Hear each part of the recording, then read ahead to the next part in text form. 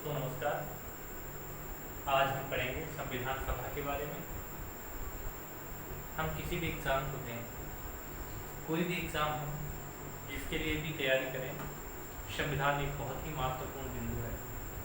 सभी परीक्षाओं में, चाहे वो IAS हो, PCS हो, नेट हो, TGT, PGT भी अब प्रावधान कर दिया गया है। UPSSC में जो भी एग्ज़ाम्स होते हैं, सभी में संविधान एक महत्वपूर्ण रोल प्ले करता है। तो हम आज इसी संविधान के प्रारंभिक भाग संविधान सभा के बारे में चर्चा करेंगे कुछ संक्षेप में। संविधान सभा, ये संविधान सभा की संकल्पना हमारे भारत में कब से आई और लोगों के क्या विचार थे, तो इसके बारे में हम एक संक्षिप्त चर्चा करेंगे। आइए चलते हैं, देखते हैं सर्वप्रथम भारत में संविधान सभा बनाने का प्रस्ताव कब आया। तो हम देखते हैं 1922 में। 1922 में महात्मा गांधी जी ने, किसने? महात्मा गांधी जी ने कहा था कि भारत के संविधान निर्माण हेतु एक संविधान सभा होनी चाहिए। महात्मा गांधी ने कहा था कि भारत में संविधान निर्माण हेतु एक संविधान सभा होनी चाहिए।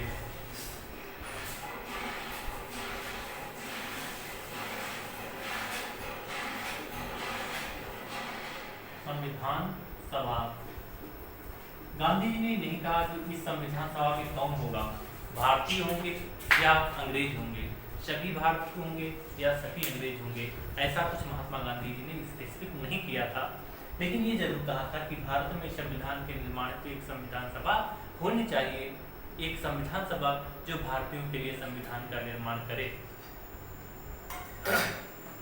लेकिन ये बहुत ही उच्च स्तर पर नहीं पहुंच पाया और ये संकल्पना साकार उस समय तो नहीं हो सकी। इसके बाद अगस्त 1940 में जो है संविधान सभा का विचार आया, जिसे हम लोग अगस्त प्रस्ताव कहते हैं। क्या कहते हैं? अगस्त प्रस्ताव। ये मांग जो है आगे बढ़ती रही, तो संविधान बनाने के लिए 1940 में अगस्त प्रस्ताव आया, लेकिन इसको भी स्वीकार नहीं किया गया। उसके बाद 1942 में, कब? 1942 में क्रिप्स मिशन आया। क्या आया? Cripps mission. सर स्टेफर्ड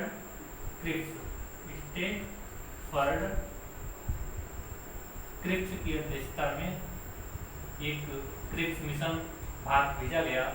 जब जो है कि विश्व युद्ध चल रहा था, विश्व युद्ध के समय भारतीयों का समर्थन प्राप्त करने के लिए क्रिप्स मिशन भारत भेजा गया।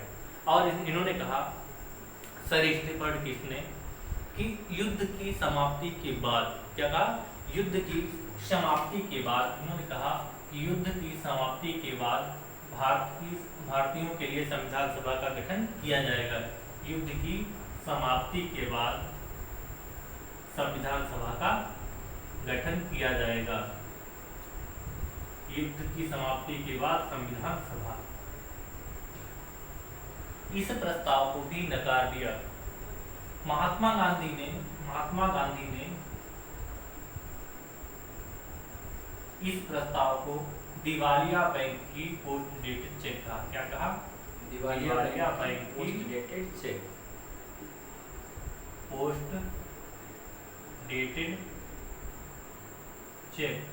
क्योंकि ऐसी बैंक और उसका भी पोस्ट डेटेड चेक जो दिवालिया होने की कगार पे या दिवालिया हो गई हो, तो इस प्रस्ताव को भी नहीं माना गया। ताकि युद्ध के बाद क्यों अभी संविधान सभा का गठन क्यों नहीं किया जाता। इसके बाद कैबिनेट मिशन भारत आया। क्या आया? Cabinet mission. अब हम कहते हैं संविधान सभा का गठन फिर किस समिति के प्रस्ताव पर किया गया, किस बेस पर संविधान सभा का गठन किया गया? तो 1946 में, कब? 1946 में कैबिनेट मिशन भारत आया। इसमें 3 सदस्य थे। Sir Patrick Lawrence. कौन था? Sir Patrick Lawrence. एक तो यही Stafford Cripps, sir Stafford Cripps और तीसरे जो थे ए.बी. अलेक्जेंडर। कौन थे? ए.बी. अलेक्जेंडर। इन 3 सदस्यों की साथ कैबिनेट मिशन भारत आया, जिसने भारत में संविधान सभा के गठन की सिफारिश की और जिसकी सिफारिश के आधार पर भारत में संविधान सभा का गठन किया गया। किसके आधार पर किया गया? कैबिनेट मिशन की सिफारिश पर। किसकी सिफारिश पर? कैबिनेट मिशन की सिफारिश पर संविधान सभा का गठन किया गया। जो संविधान सभा के गठन की सिफारिश की गई थी, उस संविधान सभा में कितने सदस्य होने थे? जिस संविधान सभा की सिफारिश 30 सदस्यीय कमेटी ने की थी, उस संविधान सभा में कितने सदस्य होने थे? कुल 389 मेंबर्स। कितने होने थे? 389 मेंबर्स होने थे। 389 मेंबर्स होने थे। उसमें भी 2 भागों में मेंबर होने थे। 292 प्लस 4, क्योंकि उस समय भारत था वो 2 भागों में बटा हुआ था। एक तो ब्रिटिश भारत, क्या था? ब्रिटिश भारत। और दूसरा भाग क्या था? देसी रियासतें। ब्रिटिश भारत से जो थे वो 292 प्लस 4 मेंबर होने थे, यानी 296। कुल 296 मेंबर जो हैं वो ब्रिटिश भारत से होने थे। और देसी रियासतों से कितने होने थे? 93 मेंबर्स जो थे वो देसी रियासतों से आने थे। 4 के साथ ये जो 4 हैं, 292 प्लस 4 का मतलब है उस समय भारत में 4 जो थे वो कमिश्नरी, क्या थे? कमिश्नरी प्राप्त थे। 4 कमिश्नरी प्राप्त थे और 222 प्रोविंस स्टेट्स थे। जो 4 कमिश्नरी प्राप्त थे उनमें एक था दिल्ली, क्या था? दिल्ली। दूसरा अजमेर,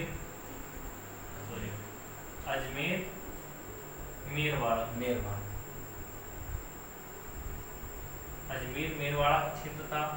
तीसरा कुर्ग था, क्या था? कर्नाटक में। और चौथा बलूचिस्तान था, क्या था?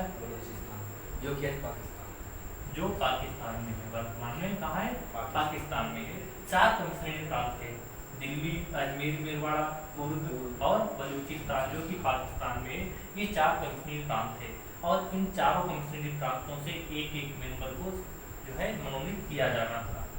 और देसी रियासतों से 293 मेंबर्स आने थे और ब्रिटिश भारत से जो प्रोविंसेस थे उससे 292। कुल मिलाकर ब्रिटिश भारत से 296 मेंबर्स आने थे और देसी रियासतों से 93 मेंबर्स आने थे। अब एक बात ये समझ में नहीं आ रही है, आपको ऐसा लगेगा कि इसमें 389 मेंबर ही क्यों रखे गए? 389 मेंबर्स ही क्यों रखे गए? तो बताया जाता है प्रति 10,000 जनसंख्या पर एक मेंबर को नियुक्त किया जाना था, एक सदस्य। प्रति 10,000 की जनसंख्या पर एक सदस्य आना था। और उस समय भारत की जनसंख्या लगभग 40 करोड़ थी। जनसंख्या कितनी थी? लगभग 40 करोड़।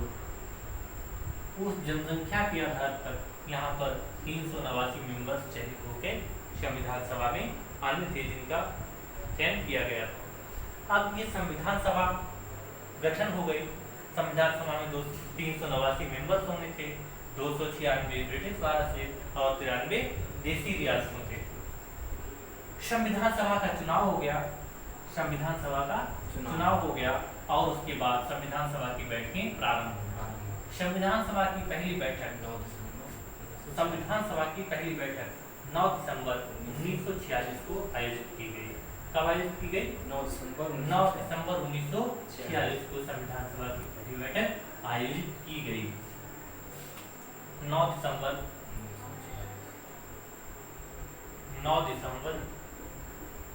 1946 को पहली बैठक आयोजित की गई। प्रथम बैठक आयोजित की गई सेंट्रल हॉल में दिल्ली के। और इस बैठक में सच्चिदानंद सिन्हा क्या नाम था? सच्चिदानंद सिन्हा। सच्चिदानंद सिन्हा को अस्थायी अध्यक्ष बनाया गया। क्या बनाया गया? अस्थायी अध्यक्ष। अस्थायी अध्यक्ष नियुक्त किया गया, क्योंकि कोई भी बैठक होती है उसमें किसी न किसी व्यक्ति को अध्यक्षता करनी होती है। तो इस बैठक में सच्चिदानंद सिन्हा को, डॉक्टर सच्चिदानंद सिन्हा को अस्थायी अध्यक्ष नियुक्त किया गया। किस बेस पर नियुक्त किया गया? ये सबसे बुजुर्ग सदस्य थे। किस बेस पर किया गया? सबसे संविधान सभा के सबसे बुजुर्ग सदस्य थे, इसलिए इन्हें संविधान सभा का अध्यक्ष वरीयता के आधार पर नियुक्त किया गया। इस बैठक में मुस्लिम लीग ने बहिष्कार कर दिया। किसने बहिष्कार किया? मुस्लिम लीग ने बहिष्कार। पाकिस्तान नामक नए देश के लिए जो है मुस्लिम लीग ने बहिष्कार कर दिया। उसने संविधान सभा में भाग नहीं लिया। जब मुस्लिम लीग ने बहिष्कार कर दिया तो यहाँ पर जो है ब्रिटिश के जो प्रधानमंत्री थे विंस्टन चर्चिल ने एक बहुत ही महत्वपूर्ण स्टेटमेंट दिया जो एग्जाम में पूछा जा सकता है। विंस्टन चर्चिल ने कहा कि ऐसा विवाह जिसकी दुल्हन गायब हो, ऐसा विवाह जिसकी दुल्हन गायब हो, ऐसा विवाह जिसकी दुल्हन गायब हो की संज्ञा दी। इस बैठक को एक ऐसे विवाह की संज्ञा दी जिसकी दुल्हन गायब हो। एक इस तरह का क्वेश्चन पूछा जा सकता है। स्टेटमेंट्स अक्सर पूछ लिए जाते हैं कि ये किसने कहा था? तो ये कहा था विंस्टन चर्चिल ने। क्या कहा कि एक ऐसा विवाह, ये जो बैठक हुई थी ये एक ऐसा विवाह था संविधान सभा जिसकी दुल्हन गायब है। मुस्लिम लीग ने बहिष्कार कर दिया। तो अपनी भी तरफ खींच रहे। टोटल कितने मेंबर थे? 389। टोटल 389 मेंबर थे। लेकिन इस प्रथम बैठक में कितने सदस्य उपस्थित हुए? प्रथम बैठक में कितने सदस्य उपस्थित हुए? तो 207। कितने सदस्य उपस्थित हुए? प्रथम बैठक में 207 सदस्यों ने भाग लिया। कितने सदस्यों ने? 207 सदस्यों ने भाग लिया। 207 सदस्यों ने भाग लिया। अब सदस्य तो 389 थे, फिर 207 सदस्यों ने भाग क्यों लिया? तो हम कहेंगे कि मुस्लिम लीग ने बहिष्कार कर दिया था। क्या हुआ था? मुस्लिम लीग ने इस बैठक का बहिष्कार किया था, इसलिए उपस्थिति कम रही। तो हम बताना चाहेंगे कि मुस्लिम लीग के पास केवल 73 मेंबर्स थे। कितने सदस्य थे? 73 मेंबर्स थे। अगर हम इसे 73 मेंबर्स निकाल भी दें, 9 में से 3 गया 6 और 1 316 मेंबर होते हैं। लेकिन हमारे यहाँ तो 207 ही उपस्थित थे। आखिर क्यों? फिर कौन गायब रहा? तो हम बताना चाहेंगे आपको कि देसी रियासतों से भी मेंबर आने थे। कितने? 93। और ये बात है 1946 की, जब देसी रियासतों ने यही निर्धारित नहीं किया था कि हमारा भाग्य क्या होगा, हम स्वतंत्र रहेंगे या किसी से मिलेंगे। अभी 2 देशों का बंटवारा भी नहीं हुआ था, इन्हें अपने भाग्य के बारे में ही पता नहीं था। तो इन्होंने इस कारण अपने सदस्य न भेज करके इस बैठक में भाग नहीं लिया। देसी रियासतों ने, क्योंकि उन्हें अपने भविष्य का ही पता नहीं था और मुस्लिम लीग ने बहिष्कार कर दिया था, इसलिए 207 मेंबर्स उपस्थित रहे। पहली बैठक में 207 मेंबर्स उपस्थित रहे। अगर पूछा जाए इन 207 मेंबर्स में कितनी महिलाओं ने, प्रथम बैठक में कितनी महिलाओं ने भाग लिया था? प्रथम बैठक में 9 महिलाओं ने भाग लिया था। कितनी महिलाओं ने? 9 महिलाओं ने पहली बैठक में जो है भाग लिया था। संविधान सभा की पहली बैठक में 9 महिलाओं ने भाग लिया था। उसके बाद ये पहली बैठक संपन्न हुई और इसमें एक समिति के स्थायी अध्यक्ष का चयन किया जाना था, जिसके लिए डॉक्टर राजेंद्र प्रसाद का नाम प्रस्तावित हुआ। और अगली बैठक जो हुई, अगली बैठक कब हुई थी? 11 दिसंबर को। अगली बैठक 11 दिसंबर 1946 को हुई। उसमें डॉक्टर राजेंद्र प्रसाद को स्थायी अध्यक्ष नियुक्त किया गया। दूसरी बैठक जो हुई 11 दिसंबर 1946 को, इसमें डॉक्टर राजेंद्र प्रसाद को स्थायी अध्यक्ष चुना गया।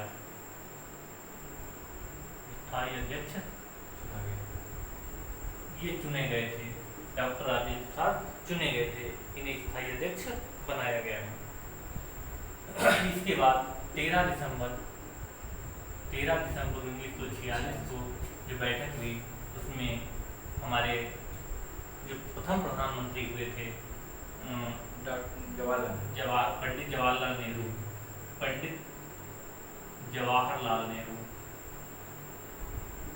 पंडित जवाहरलाल नेहरू, इन्होंने उद्देश्य प्रस्ताव पेश किया था। कौन सा उद्देश्य प्रस्ताव पेश किया था? उद्देश्य प्रस्ताव में क्या था? उद्देश्य प्रस्ताव एक ऐसा प्रस्ताव था जिसमें बताया जाना था कि भारत के संविधान का उद्देश्य क्या होगा, भारत के संविधान किस तरह बनाया जाएगा, एक ऐसा प्रस्ताव पेश किया। लेकिन ये प्रस्ताव इसमें पारित नहीं हो सका, नहीं हो सका। क्यों पारित नहीं हुआ? क्योंकि कुछ संविधान सभा के अधिकतर सदस्यों ने इसका विरोध किया। संविधान सभा के अधिकतर सदस्यों ने विरोध किया, कहा कि जब तक मुस्लिम लीग के सदस्य संविधान सभा में भाग नहीं लेते तब तक कोई प्रस्ताव पारित नहीं किया जा सकता। इस प्रस्ताव का विरोध मुख्य रूप से एम.आर. जयकर और डॉक्टर बी.आर. अम्बेडकर ने किया। एम.आर. जयकर और बी.आर. अम्बेडकर ने विशेषकर इसका विरोध किया, कहा कि जब तक मुस्लिम लीग के सदस्य इस बैठक में भाग नहीं लेते तब तक कोई प्रस्ताव पारित नहीं किया जा सकता। इनका भ्रम धीरे धीरे टूट गया कि मुस्लिम लीग के सदस्य इसमें भाग लेंगे। जब कन्फर्म हो गया कि मुस्लिम लीग के सदस्य इसमें भाग नहीं लेंगे तो 22 जनवरी 1947 को उद्देश्य प्रस्ताव पास हो गया, उद्देश्य प्रस्ताव स्वीकार कर लिया गया। और यही उद्देश्य प्रस्ताव भारतीय संविधान की प्रस्तावना की आधारशिला है। क्या है? भारतीय संविधान की प्रस्तावना की आधारशिला है। ये 22 जनवरी 1947 को स्वीकार कर लिया गया। 22 जनवरी 1947 को स्वीकार कर लिया गया। इसके बाद जब हम संविधान को पढ़ते हैं और तो भीमराव अम्बेडकर को पढ़े बिना नहीं रह सकते। बी.आर. अम्बेडकर का भी नाम भी आया है, जिन्होंने उद्देश्य प्रस्ताव का विरोध किया था। कहा था कि जब तक मुस्लिम लीग के सदस्य भाग नहीं लेते तब तक कोई भी प्रस्ताव पारित नहीं हो सकता। जब तक मुस्लिम लीग के सदस्य भाग नहीं लेते तब तक कोई प्रस्ताव पारित नहीं हो सकता। ये बी.आर. अम्बेडकर ने कहा था। तो जब भीमराव अम्बेडकर का नाम आता ही है तो उनके बारे में ये भी जान लेना चाहिए। डॉक्टर भीमराव अम्बेडकर कहाँ से चुने गए थे? डॉक्टर भीमराव अम्बेडकर संविधान सभा में कहाँ से चुने गए थे? अक्सर प्रश्न पूछा जाता है। तो डॉक्टर भीमराव अम्बेडकर बम्बई से चुनाव लड़े थे। कहाँ से लड़े थे? आपने बम्बई से, या वर्तमान मुंबई, ठीक है, बम्बई से चुनाव लड़े थे और वो हार गए थे। क्या हुआ था? हार गए थे। बी.आर. अम्बेडकर मुंबई से चुनाव लड़े थे लेकिन हार गए थे। और उसके बाद उन्होंने बंगाल से, कहाँ से जीते थे? बंगाल में एक क्षेत्र था जिसका नाम था जयसुर। क्या नाम था? जयसुर। क्या नाम था? जयसुर से चुनाव लड़े थे और वो जीते थे। तो ये कहाँ से संविधान सभा के मेंबर थे? जयसुर बंगाल से। लेकिन क्या हुआ? 15 अगस्त 1947 को भारत विभाजित हुआ। क्या हुआ? और जयसुर जो था वो पूर्वी बंगाल, कहाँ? पूर्वी बंगाल, वर्तमान बांग्लादेश